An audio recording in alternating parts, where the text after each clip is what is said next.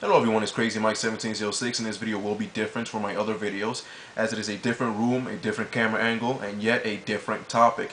Crazy Mike 1706 is a metalhead, so any of you metalheads watching, horns up. Dark Maul 666, I love talking to you, man.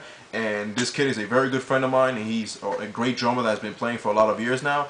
And if I find any of his work, I'll put it in the description bar. But yeah, I'm going to talk about some of my favorite metal bands out there. Children of Bodom, I love these guys. They're some of the best players in the world. Their music is just aggressive, in your face, but with beautiful melody. You know, they got great combinations with neoclassic, power, deaf and black, and everything about these guys. Everything just goes so well, just so greatly. You know, I just really love their music a lot. I saw them live, and live they're pretty cool too. And I kind of like how they joke around here and there, how they make covers of different songs and turn into metal versions. And then Alexi comes out with his out of nowhere solos. I mean, this band is just great. If you guys haven't checked them out, please do. They often get criticized because people like their earlier work better, but that happens with almost every band.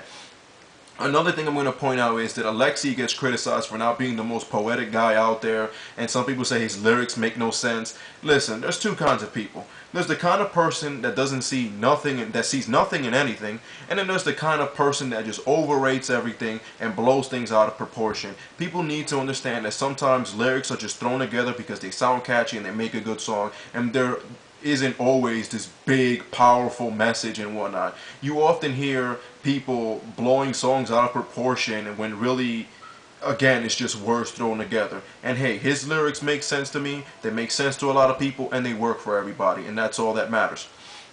Another band that gets crapped on a lot, but people don't understand, these guys are amazing musicians, is Trivium. And they're young too. They're only like, what, 24 or 25? They had so much success. I can understand that people want to pretend like the Crusade never happened, but if you guys listen to their new album and you still want to crap on them, you don't know your music. If you listen to songs like Kitty Stego Man, like Shogun, you know, like Callisto's To a Star in Heaven, and you can't appreciate how great songwriters these guys are, I just don't know what to say about you. I mean, Shogun, it's a 12-minute song, but it doesn't feel like 12 minutes. I mean, it's a song that takes you everywhere. It's a song that's been constructed so greatly, you know. I love it so much, you know, and Matt Heafy really stepped it up on this album, in the vocal area.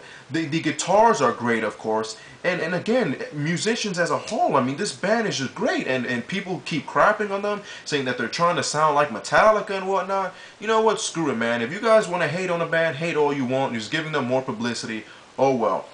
Their album Ascendancy, yeah, I like that album a lot too.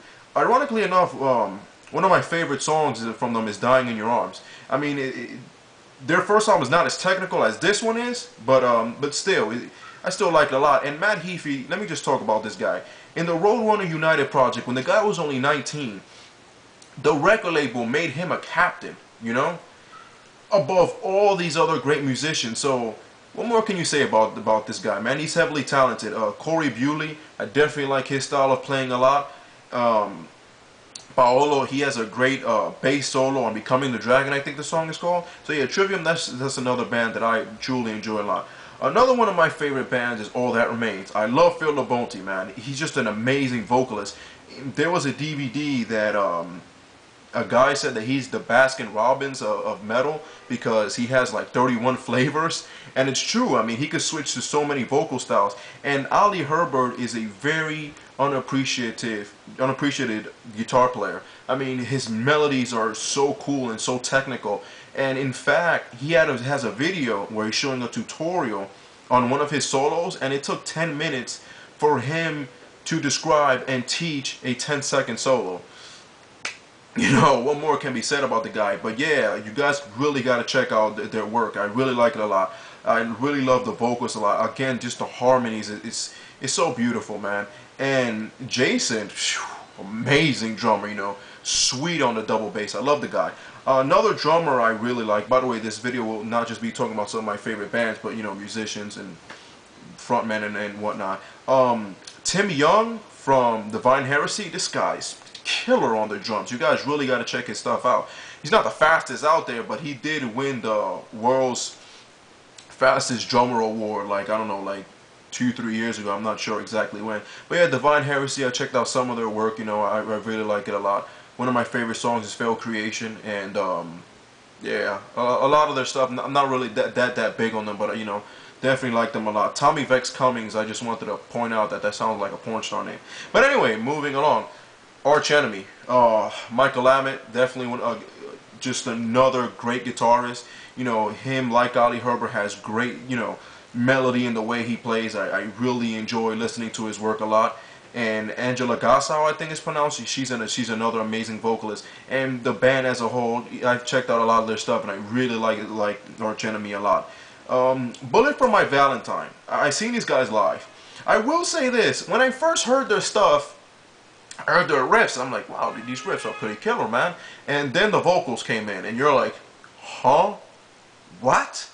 You know, they often get criticized for being a little bit too soft, but I will say this: they do have great and I just said the word too earlier. They do have great riffs. Their solos, you can tell they're really trying hard, but their solos are just not there for me. I can't really get into their solos that much. But their stuff on their latest album is definitely a lot better. I mean, you know, they got the great riffs, but it's a lot heavier, and that's what they truly needed. I mean, let me just move away from that again. You know, some of their earlier stuff, you're like, the vocals just kind of throw you off a little bit. And for some reason, Trivium and Bullet for My Valentine, they often, you know, get compared a lot. People are always trying to say who's the better band. And I do like both bands, but I think Trivium are definitely better skilled by far. You know, maybe not that much, but yeah, definitely better. Some of the more old school bands that I like, you know, your typical Megadeth, Metallica, Judas Priest, so on and so forth. I'm not too big on black metal. I don't really like it all that much, but I do like black and death bands. I do like listening to Behemoth from time to time, and I definitely like Belphegor. You check those guys out if you guys have the chance to. I've seen Belphegor live before. Pretty cool. Another one of my favorite bands, Amon Amarth, man. I just love the imagery in their music. I love their epic sound, you know. They don't use the most complex riffs out there, but you know what? It works just great. And Johan is an amazing songwriter. The fact that he can take these stories and turn them into songs like that, and I understand a lot of people do it, but the way he does it is just amazing. And it does remind me of Trivial Zalo Shogun, the way he uses, they use a lot of epic songwriting, and it's just amazing. You guys, please check it out if you can. Their latest album is pretty good too. A song that really stands out is "Live for the Kill," because throughout the middle of it they implement cellos, and it just sounds so great. And there's always this debate about them. People call them Viking death metal. First of all, what the heck is Viking death metal? I mean, I kind of heard some of it, and it's like, okay, whatever. They're not Viking death metal. They're melodic death metal with Viking theme lyrics. That's all it is. And when you really think about it, it's not just Viking theme lyrics. It's lyrics based on Norse paganism as a whole. But yeah, another band that you guys should really check out, and they're all really sweet players too. And live, amazing. I mean, when they played Pursuit of Vikings, it's like you couldn't help yourself. You just had to run into somebody.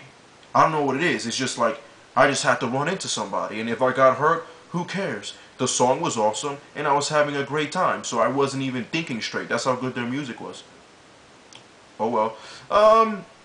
And there are several bands that I listen to casually here and there. I casually listen to Lamb of God. What other bands?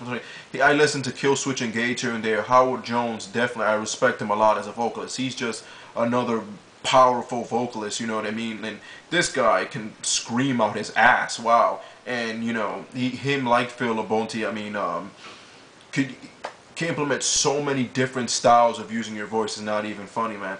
But yeah, I've been messing up a lot trying to record this video, and I'm having a block right now, and I'm trying to remember more bands out there that I truly like. But you know what, maybe I can make a part 2 or something like that, and I'm pretty sure this list will be updated. So guys, take care.